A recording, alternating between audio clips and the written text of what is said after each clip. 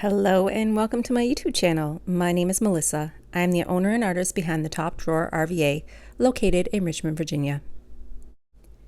And I am also an avid thrifter, and I went to the local Goodwill and found this beauty for $30. You can tell why nobody wanted to buy her. She is broken, she is scarred, and there is tons of damages on this piece. As always, when bringing a piece home from anywhere, whether it be the local thrift or a yard sale, I'm going to take apart the entire thing and inspect it. I will re-glue any joints, make sure that it is sturdy and secure. I will remove all hardware, and considering the hardware on this piece is absolutely beautiful, I'm going to try and salvage as much as I can. After an assessment of all of this broken veneer, I decided that the best course of action would be to remove it entirely from this drawer. And let me tell you, this is no small feat. This battle took me probably about 2 hours to remove the piece entirely. To remove veneer, you have a couple of options. Here I'm using my multi-tool and a hammer to just get up under the broken parts of the veneer and chip it away. You can also use an iron and a towel that is wet to loosen the glue, and then also use your multi-tool to get under the veneer. Both ways work equally well, but I really had this dry, broken veneer that was just chipping off, so I removed the bottom drawer's veneer entirely on this piece. Since I will be painting this piece, it does not matter if the bottom drawer does not match the rest of the piece. After a good clean and a sand, you can come in and then make sure that it matches in smoothness and texture. Drawer was not as bad as the bottom drawer, so I decided to just fill in all the existing holes with my Dixie Belle's mud. Dixie Belle's mud is really great to use for small projects like this because when you sand it back, it becomes completely flat. Dixie Belle mud comes in 3 different colors. The color I'm using today is white. It doesn't matter what color I'm going to use for this part of the project, since I will be priming and painting over top of these damages. This mud is water soluble, so I will be protecting it with a primer to make sure that it does not move when I paint over top of it. You can also use this mud to create beautiful raised stencil designs. It's a great way to add any design flair to any piece. I also filled any repairs and holes that were on the sides of the piece and glued the broken veneer on the sides as well with a clamp to hold it until it was dry.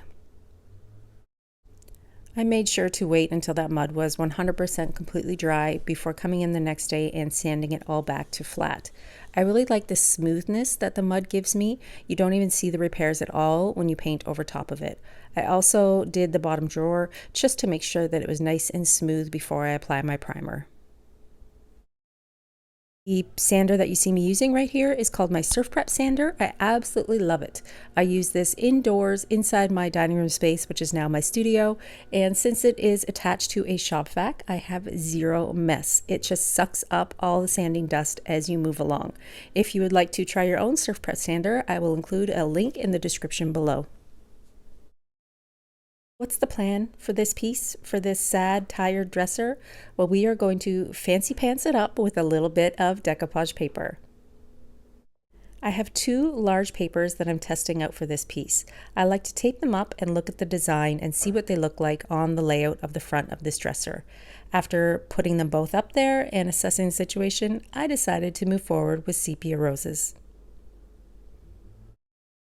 Finally, we are ready to start some fun. Let's get busy with a little bit of primer. This primer is actually called Bonding Boss. Bonding Boss in gray is going to allow you to prepare your piece to prevent any bleed through. This also has a built-in adhesion primer, so it's taking place of Slick Stick, making sure that your paint will stick well to any project. Applying 2 even coats of primer to this piece is going to prevent any stains or bleed through from coming through on my paint. I did not do the feet or the top of this piece. I have a different plan for that. Since I will be staining the top, I decided to clean it very well with White Lightning. And believe it or not, it actually came pretty clean, but look at those rags. Ew, yuck. If you ever think about skipping this part of your prep, you are nuts. Make sure to clean everything well with White Lightning before you begin.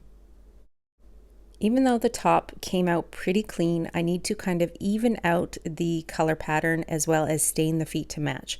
I will be using Dixie Belle's No Pain Gel Stain in Espresso, which is a beautiful, rich, dark brown. This oil-based stain sits on top of existing finishes, so I do not need to sand this before I apply it. I will use an applicator pad and wipe it on in the direction of the wood grain. I only used one coat of No Pain Gel Stain in Espresso. Let's not forget those gorgeous legs. I want to stain these feet to match the top. You can really see how using gel stain refreshes that old tired wood. Simple to apply, just wipe on, and I actually did not even seal the feet on this piece.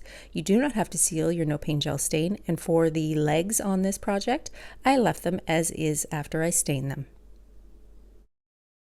They shined up absolutely beautiful. Now we are waiting for this to dry, so we're going to start on the base of our project. I came in with one full even coat of Dixie Belle's Lemonade, which is a beautiful bright yellow. This is going to be a wonderful base for the decoupage paper. You'll see me often using a light color underneath the paper to make sure that the print on the actual paper pops and shows the color design well.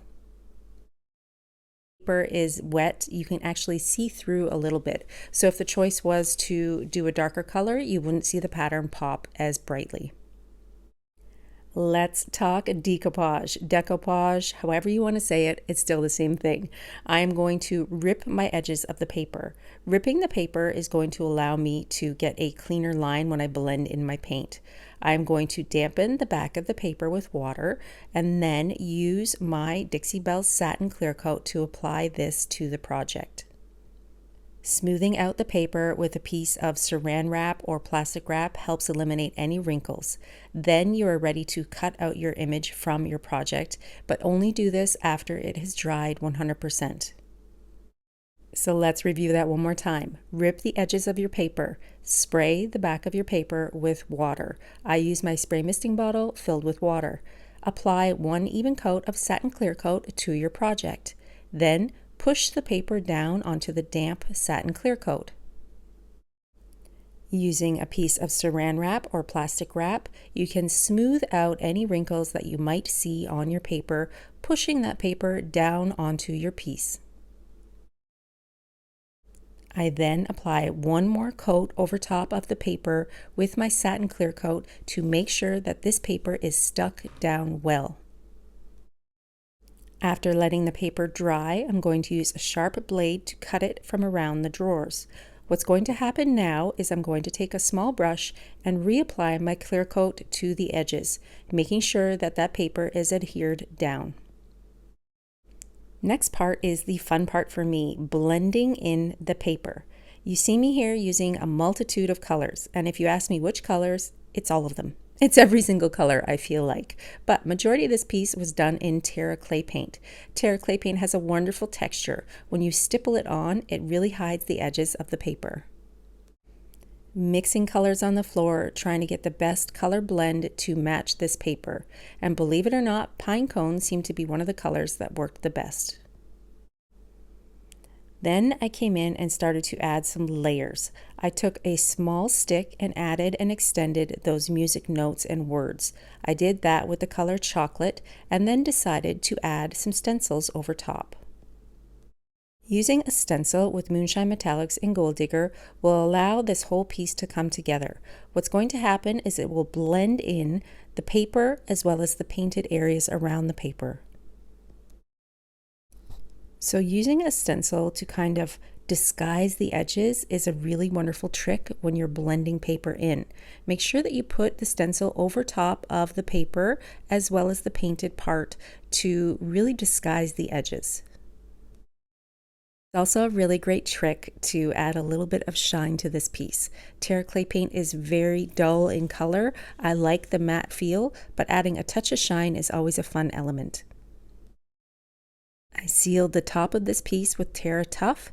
Terra Tuff is very similar to gator hide. Using my blue sponge, I wiped it across the stained surface to add a layer of protection and shine. If you need to see a longer video on how to blend Terra clay paint to create an old world finish, I have many videos here on my YouTube channel that will allow you to do this. And because this piece wasn't just dirty enough for me, I came in with brown wax. Dixie Belle's wax is water-based, so when you wipe it on, you can pull it back with water.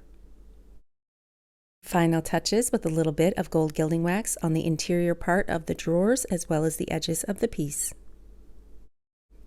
And then my least favorite part, cleaning up my gigantic mess. This is the worst part of painting, cleaning up and getting everything put back together again. I was able to salvage 6 of the original hardware pieces.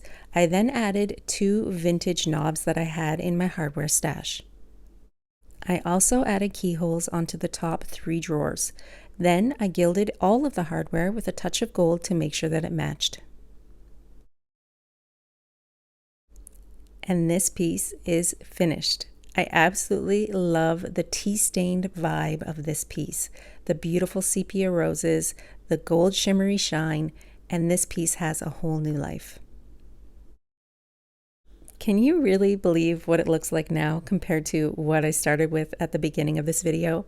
It just blows me away what a little paper, a little paint, and a little creativity can do. Thanks for watching. I'll see you again next week. Don't forget to hit like and subscribe for new videos.